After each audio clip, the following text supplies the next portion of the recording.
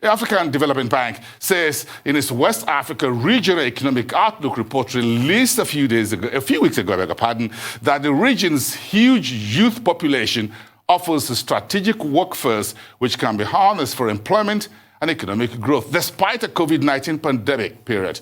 The report added that demand for science, technology, engineering, and mathematics are increasing, although school enrollment and retention rates are poor. There could be serious economic consequences if West Africa policymakers and other actors fail to act. Joining me now for a more drill down of this report is Dr. Anthony Simpasa, who is the lead economist for AfDB Nigeria. Good evening to you, sir. It's good to have you on the program. Thanks for coming. Good evening, and thanks for having me. It's good to have you. Give us a bit of a rub down of the highlights of this report. Thanks again. You put it very well. We launched the West African Economic Outlook about a month ago now. And this report came on the backdrop of the COVID pandemic, as you have already put it.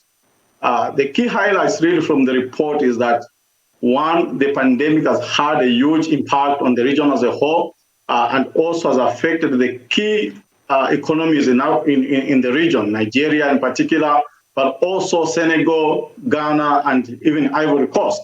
So what we saw in the report, and I must emphasize that these numbers are really very conservative because the pandemic is still ravaging across the region and across the world, is that the regional economy is likely to shrink by about 4% this year. And again, like I said, this is a very conservative figure, but that comes on the back of our earlier projection that the economy was to grow by 4%. Now, with this background, it means that countries in the region per capita incomes will also decline by about 4.3%. The key elements or the key channels of transmission of the pandemic through the regional economies, as you know, is that many of these economies are resource dependent. So commodity prices like oil, groundnuts in the case of Gambia, tourism in the case of Cabo Verde and the Gambia as well, are likely to shrink. And they have actually shrunk, creating huge tensions in the fiscal positions of these countries. In Nigeria, here where we are, we know that the oil prices had declined to about $30 per barrel, and that already had caused a huge impact on the fiscal positions. The government was projecting that revenues from oil would shrink about 90%. That is very unprecedented. So already we see that fiscal positions were highly impacted, but also the external positions, which means that the current account balances, the debt levels are all likely to be hugely impacted.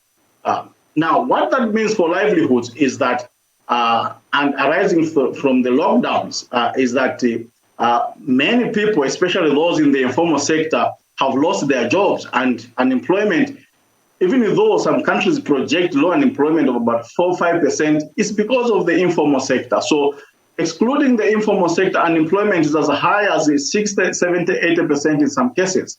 In case of the Gambia, for instance, or Benin, and so on. So we see that the macroeconomic fundamentals have really been impacted by the pandemic. So broadly, that is those are the highlights that we pick from the report.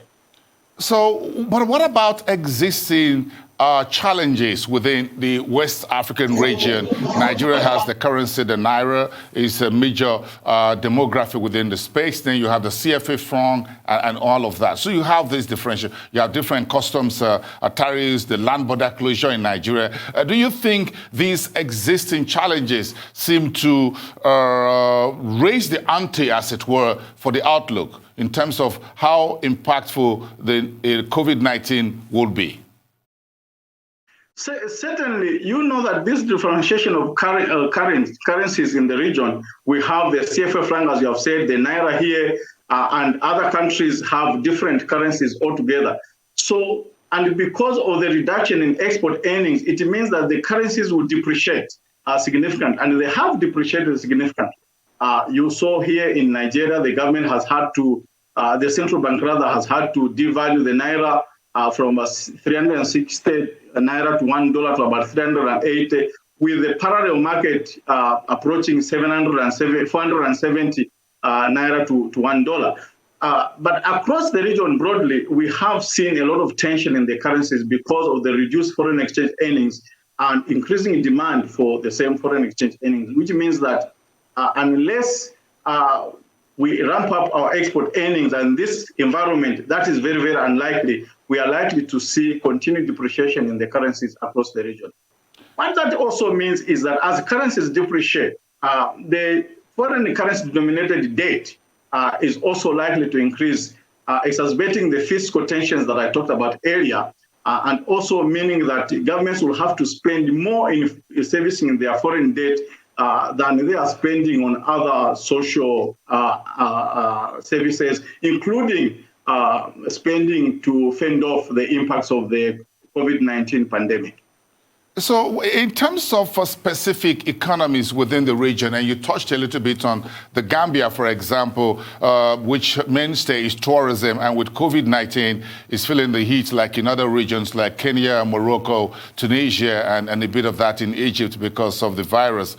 But when you talk about the pillars of the economy within the sub-region in West Africa, what's your take on these big economies, Nigeria, Ghana, and Cote d'Ivoire? You're right. In Nigeria alone, and that's the anchor of West Africa, as your viewers might want to know. It accounts for about 3/4 of the region's economy, and is the largest also economy in terms of population. So everything that happens in Nigeria is transmitted directly to the region. We have seen, for instance, during the recession of 2016, that the region contracted significantly just on the weight of Nigeria's recession. And this particular instance, this crisis that we are facing now is no exception, which means that the 4.4% that I talked about of Nigeria contracting is likely to be reflected in overall decline in the regional output. But also countries like Ghana, Senegal, and Cote d'Ivoire, which is the second largest economy and the largest economy in Francophone Africa, the performance there will obviously affect overall economic performance in the West Africa region. Let me add one thing here that Ghana, Dr. Simpasa, which also depends on. Dr. Simpasa, I want us to continue this conversation after the break. We're aware that, yes, the AfDB has been doing significant interventions and policies and actions since the COVID-19 started, not just in West Africa, but across the continent, and that's quite significant. So we want to look at your strategies and what needs to be done, and if there are recommendations in this report that fiscal policy makers and private sector within the West African region can take on board. After the break, everyone, stand by.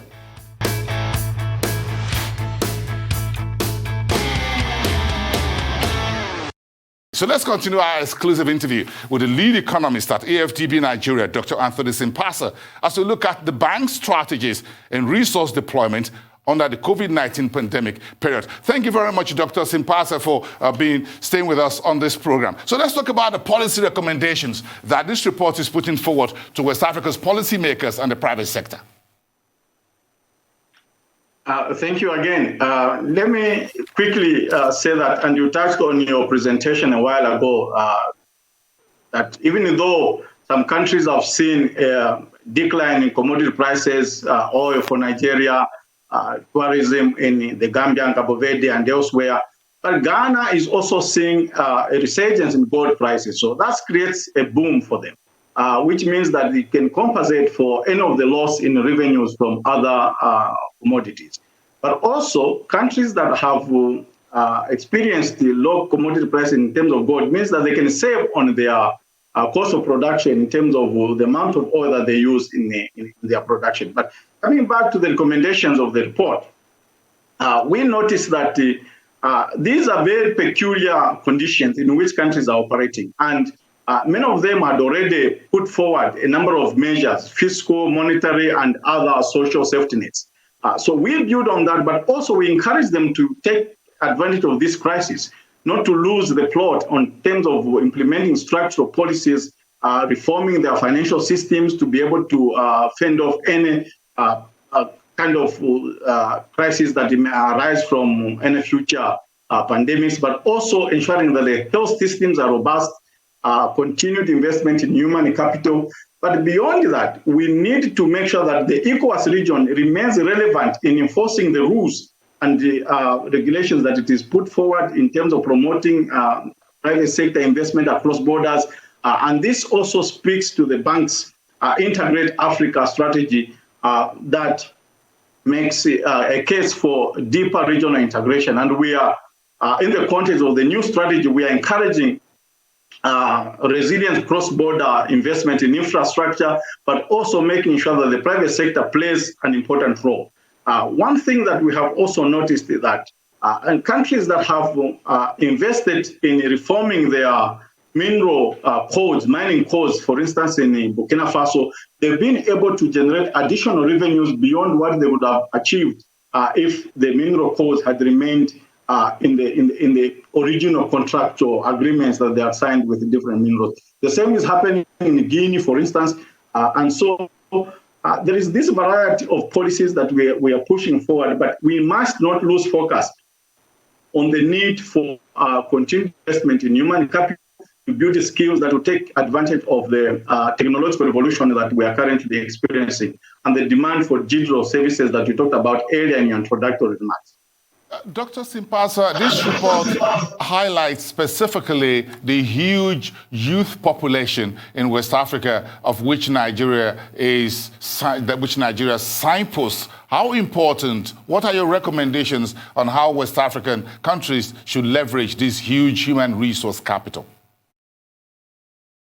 Again, as I said, we have noticed that public expenditure in education is generally very, very weak, is very, very small compared to how individuals and households are spending on their children, sending them to school and so on. But we also know that without governments investing in education, there is very little skills that we can tap into and take advantage of the youth bulge that you talked about.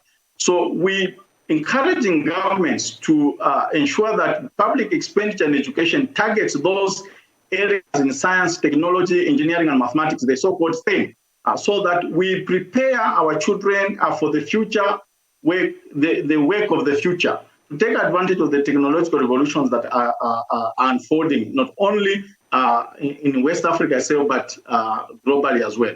So it is important that we refocus our minds towards areas that will strengthen the skill set for the youth and also protect them from the kind of infiltration of insurgencies that we have seen that are creating all manners of fragility across the region. You've seen the protests in Mali, of course, they are propagated by differences in the political opinion, but what is key is that they also highlight the gravity of youth unemployment that I talked about in my earlier remarks. And so we need to make sure that we bring in jobs, we create jobs opportunities for the youths of the region. So how has the COVID-19 pandemic led the AfDB to rethink its strategies and redirect resources to strengthen a response within the region? The bank does recognize the enormity of the COVID-19 pandemic, not only across Africa, but particularly for West Africa, where, as you know, there are quite a number of countries that are still in the process of transitioning from situations of fragility to resilience. So, and they are also just emerging from another pandemic, the Ebola pandemic of 2014. So, which highlighted the weaknesses in the health sector. So the bank has deliberately reconfigured its strategies towards supporting these countries in the region. You saw here in Nigeria, the bank approved close to $290 million to augment other resources that it has put forward to help the government create fiscal space to tackle any elements of the... Dr. Anthony Simpasa, thank you so much for your time this evening, lead economist at AfDB Nigeria. We thank you for your time.